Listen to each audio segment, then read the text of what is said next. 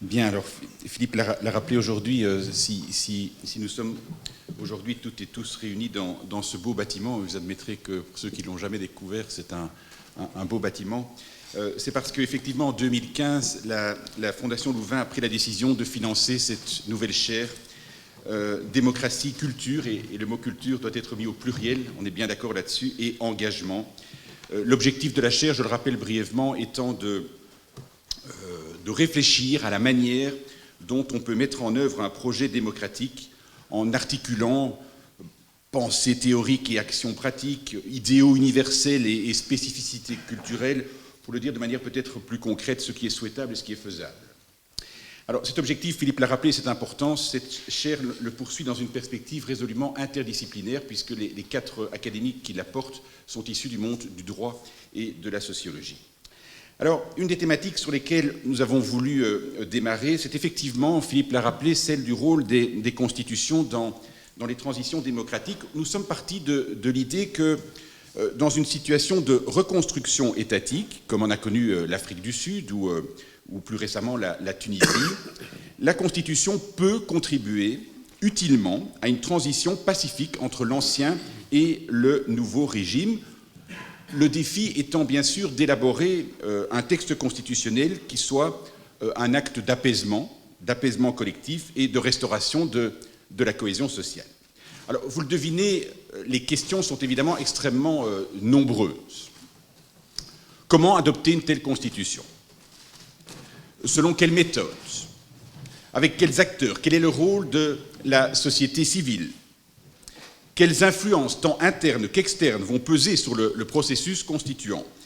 Par ailleurs, quelle place la Constitution doit-elle réserver au traitement du passé? Faut-il créer une commission vérité-réconciliation? Faut-il faire la place à des formes d'amnistie, etc., etc. Donc vous voyez que les questions sont extrêmement nombreuses. Je vous en prie. Il y a encore de la place. Alors Philippe l'a rappelé, le 3 juin dernier, c'était le 3 juin, à Louvain-la-Neuve, nous avons organisé un séminaire de recherche pour aborder une partie de ces questions et le faire à partir de 3 expériences bien précises, 3 expériences nationales, l'Afrique du Sud, la Tunisie et, ça ne vous étonnera pas, la Birmanie. Nous sommes partis du postulat que, certes, une transition suppose d'autres réformes que juridiques. Les étudiants ou anciens étudiants, mes étudiants ou anciens étudiants, il y en a quelques-uns ici, certains que je retrouve avec plaisir, savent que je leur répète que comme juristes, nous devons toujours faire preuve de la plus grande humilité. Et faire preuve de la plus grande humilité, c'est notamment prendre conscience du fait que le droit ne peut pas tout, et en l'occurrence, il n'est finalement qu'une pièce du puzzle, parce qu'il n'a pas vocation à régler l'intégralité des problèmes de la transition. Certes, encore, le droit, ce n'est pas que la Constitution. Mais pour autant, il n'en demeure pas moins que rédiger une nouvelle Constitution nous est apparu comme une étape inéluctable à tout processus de transition. Et puis, lors des discussions qu'on a eues en juin, une question a fusé. Et on la doit au très impertinent Philippe Coppens. Et ce n'est pas pour rien qu'il préside la matinée. La question était la suivante. La rédaction d'une Constitution est-elle vraiment un passage obligé de toute transition démocratique? Des réponses ont été formulées, je ne vais pas dire improvisées, quand même, mais formulées au cours du débat que nous avons eu. Le professeur Moussa, vous vous en souvenez. Parce que, a-t-on dit, une constitution, c'est un corps de règles fondamentales et que c'est cette fondamentalité qui la rend indispensable. Parce que, a-t-on dit encore, il est crucial, après une période troublée, de favoriser une réconciliation nationale, ce qui nécessite la conclusion d'un nouveau pacte social fondateur. Or, à travers les règles qu'elle impose, la Constitution, nous le savons bien, elle propage des valeurs et elle est porteuse d'une certaine conception du pouvoir, de la société, de la vie. Donc des éléments de réponse qui évidemment sont importants, on ne va pas le nier, mais à mains égards insuffisants. Voilà pourquoi nous avons décidé d'approfondir la question au cours d'un autre séminaire de recherche. Pour ceux qui aiment bien les métaphores footballistiques, c'est un peu la seconde mi-temps. D'approfondir la question, mais aussi de l'élargir en ne se limitant plus aux seules périodes de transition démocratique. Nous avons donc décidé de poser la question suivante. Pourquoi une constitution? Et nous avons ajouté, pourquoi une constitution dans un état de droit? Précision essentielle qui mérite un mot d'explication, et c'est ce que je voudrais faire maintenant, brièvement bien sûr, car les deux orateurs de ce matin ont beaucoup de choses à vous dire à ce sujet. Alors, je rappelle très brièvement qu'au cœur de la notion d'état de droit, il y a un refus. Le refus de toute forme d'arbitraire de la part des pouvoirs publics. Il y a un refus, mais il y a aussi un impératif qui découle de ce refus. Si l'on veut éviter le risque d'arbitraire, il est essentiel que les organes étatiques, tous les organes étatiques, soient soumis au droit, soient soumis à tout le droit, condition indispensable pour légitimer l'action de l'État. Alors, cette notion d'état de droit, nous l'avons tous étudiée à un moment ou à un autre de notre parcours, cette notion d'état de droit, elle a considérablement évolué. On est passé d'une dimension purement formelle de l'état de droit, où seul compte le respect du droit, à une dimension substantielle de l'état de droit, c'est-à-dire à l'idée que le contenu des normes étatiques et les finalités poursuivies à travers leur adoption comptent autant que leur agencement structuré. Jacques Chevalier, qui a beaucoup écrit sur cette notion d'état de droit, écrivait « L'édifice de l'état de droit est en réalité indissociable d'un substrat libéral constitué par des principes et des valeurs. » Et à ces deux dimensions formelles et substantielles, on a ajouté une troisième dimension. Une dimension procédurale, c'est l'idée que le respect du droit, le respect des principes et des valeurs dont le droit est l'expression, exige l'aménagement de recours juridictionnels pleinement effectifs devant des tribunaux indépendants et impartiaux. C'est l'idée que Luc Oechling, dans une très belle thèse sur l'état de droit, a exprimée en disant « le droit au droit doit se doubler du droit au juge ». Ce n'est pas tout. Ce n'est pas tout parce qu'une autre notion a évolué, celle de constitutionnalisme. Et par cette évolution, elle a conduit à un autre dépassement de l'état de droit. Au lendemain de la Seconde Guerre mondiale, graduellement, ça ne s'est pas fait du jour au lendemain, les États européens se sont décidés à franchir un pas auquel les Américains s'étaient résolus depuis le début du XIXe siècle. Le contrôle par des juges de la conformité des lois à la Constitution et notamment aux règles constitutionnelles relatives aux droits fondamentaux. En étendant la possibilité de recours juridictionnel, on est toujours dans la dimension procédurale, mais on l'élargit, on la renforce. En étendant la possibilité de recours juridictionnel aux actes législatifs, les États ont privé le législateur de l'impunité dont il a longtemps joui. Renouveau du droit constitutionnel qui a permis l'avènement de ce qu'on appelle aujourd'hui l'État constitutionnel de droit. Or, aujourd'hui, celui-ci est menacé. De plus en plus, un certain nombre de facteurs poussent une partie du monde politique à tenter de s'affranchir des limites posées par le droit et spécialement par la Constitution. Alors, de tout temps, des lois ont été votées qui violent la Constitution. Il y en a eu hier, il y en a aujourd'hui, il y en aura demain. C'est inévitable. Et les juges constitutionnels sont là pour remettre la Constitution au centre de l'état de droit. Ce qui est beaucoup plus nouveau, me semble-t-il, c'est la tendance d'une partie du monde politique à considérer que rien ne peut arrêter un dessein politique, pas même le constituant. La Constitution empêche la réalisation en tout ou en partie de tels projets politiques. Eh bien, à défaut de pouvoir la contourner, ce qui peut entraîner, je viens de vous le dire, la censure par le juge constitutionnel, eh bien, révisons-la. Révisons le texte de la Constitution. Alors, les éléments qui expliquent ce type de comportement politique sont évidemment très nombreux. Moi, j'en retiens 4 à titre d'exemple et je n'ai aucune prétention ici à l'exhaustivité. Premier élément, la tentation de la précipitation. On a de plus en plus ce sentiment qu'on ne prend plus le temps d'élaborer des réponses adaptées à des problèmes qui, pour différentes raisons, le pluralisme des valeurs, la globalisation, sont des problèmes de plus en plus complexes. On veut aller vite, de plus en plus vite, quitte à se débarrasser de traits vitaux contre-pouvoirs prévus par la Constitution. La manière avec laquelle, en Belgique, trop de ministres traitent la section de législation du Conseil d'État est à cet égard révélatrice. On lui impose des délais qui ne permettent pas un examen approfondi des textes. Et quand l'avis ne plaît pas, on tente de décrédibiliser l'institution. Souvenez-vous du dossier des centrales nucléaires et de la taxe Caras sur les diamantaires. De la décrédibiliser, voire de suggérer sa suppression. Oh, ils n'oseront pas, me direz-vous. Ils n'oseront pas. En est-on si sûr?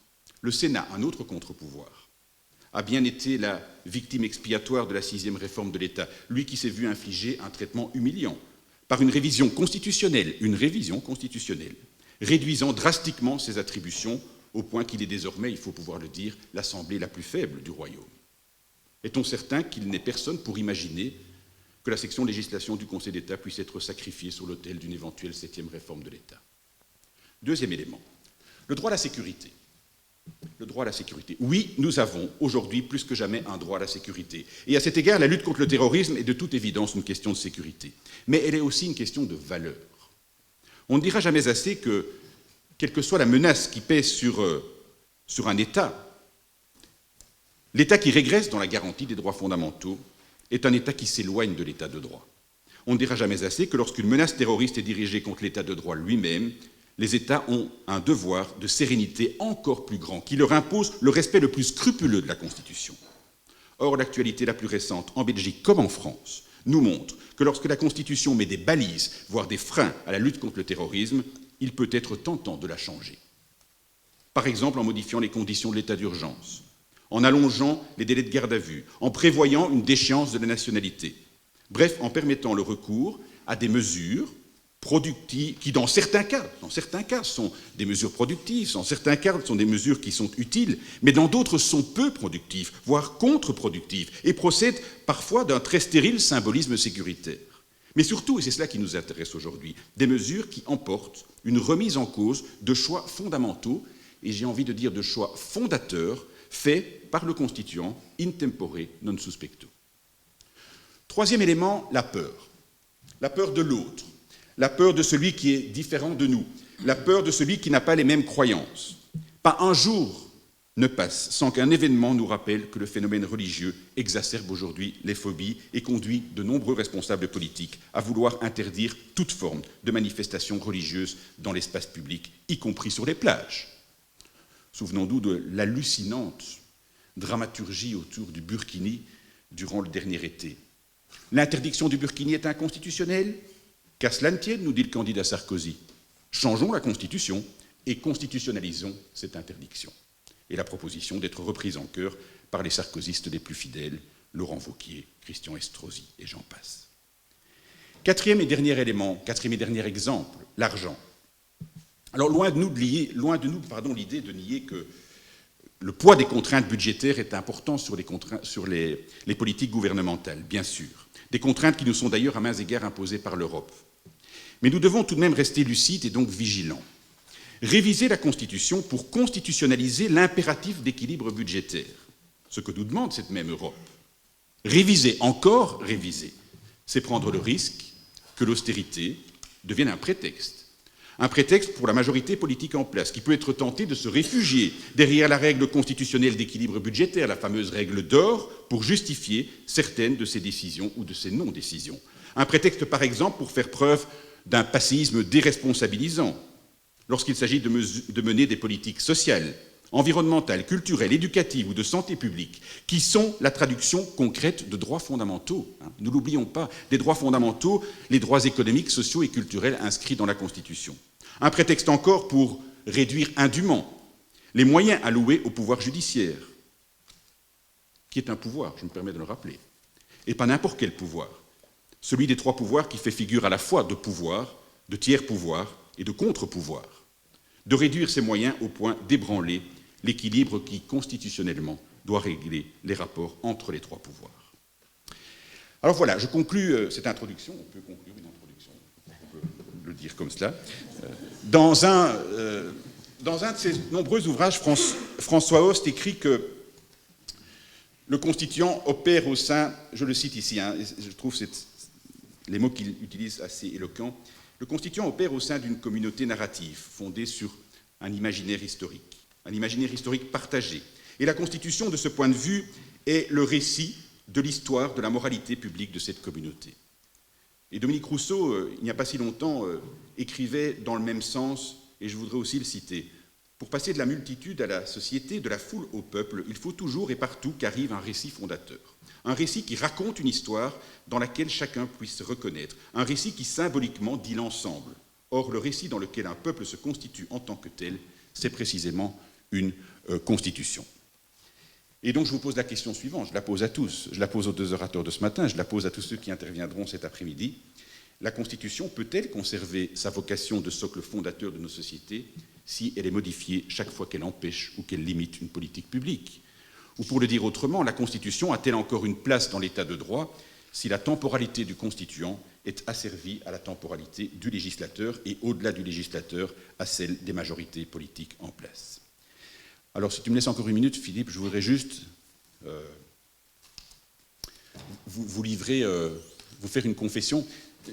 Je n'aime pas cette idée qu'il y a, je vais vous paraître passer du coq à l'âne, je n'aime pas cette idée qu'il y a, parce qu'on va approcher de Noël, hein, c'est la période des cadeaux, hein, qu'il y a absolument 10 livres qu'il faut absolument avoir lus dans sa vie, qu'il y a 10 disques qu'il faut avoir à la maison, qu'il y a 10 vins qu'il faut avoir bu et 10 villes qu'il faut avoir visitées. Je crois que la liberté individuelle, c'est aussi le droit que nous avons de nous laisser guider par notre propre curiosité. Et pourtant, je ne résiste pas à l'envie de vous dire aujourd'hui que s'il y a bien 2 constitutionnalistes français qu'il faut un jour avoir entendus dans sa vie, eh bien vous les avez devant vous. Dominique Rousseau et Xavier Philippe, et donc c'est l'occasion pour moi de leur dire, Dominique et Xavier, vraiment un tout grand merci de nous avoir rejoints ce matin, parce que c'est non seulement un honneur, mais c'est vraiment un très très grand plaisir. Merci.